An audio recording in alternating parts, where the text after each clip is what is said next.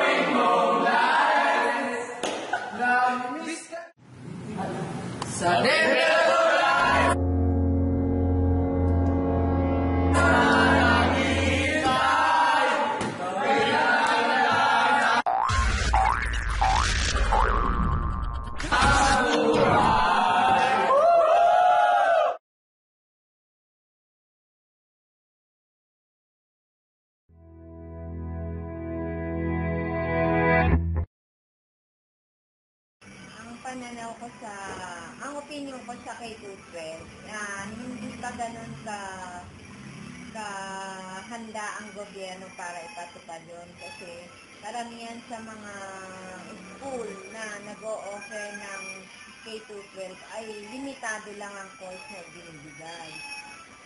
So, dagdag gastos lang sa mga magulang at panahon, oras sa mga estudyante na imbis na tapos sa agad ng pag-aaral, hahaba pa. Maganda sana yung K-12, kaya lang kung talaga napaghandaan ng gobyerno. Pero sa ngayon, parang hindi pa kaya ng gobyerno na i-handle yung K-12.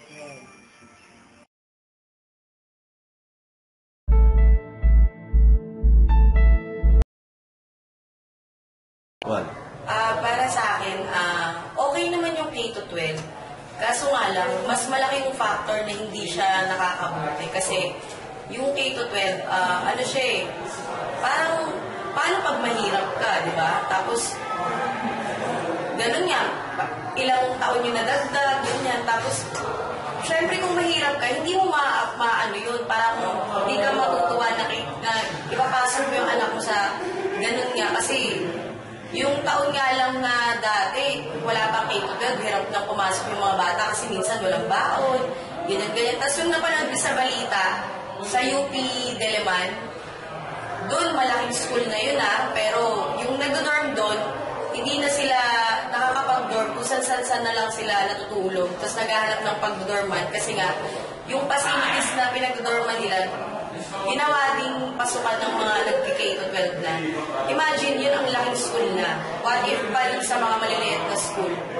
Tapos, yung katulad ko yung sa course, doktor ka or ano ka, paano pag naabuta ka ng K-12? Ilang years bago ka mag-graduate. Kaya para sa akin, parang hindi talaga handa, tsaka hindi rin nakakabuti yung K-12 sa Pilipinas. Yan lang.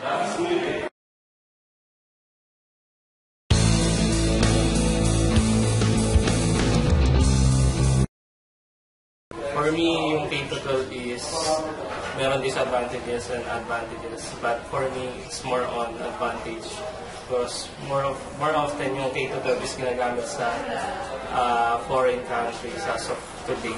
So we must adopt those good ideas regarding on what is K-12. So what is the positive side of K-12? First is they will not go to a college or school not prepared because they have 12 stages of development in terms of going to school, and madedevelop sila dun as they go, time goes by whenever sila nag-step forward to dun sa mga grade na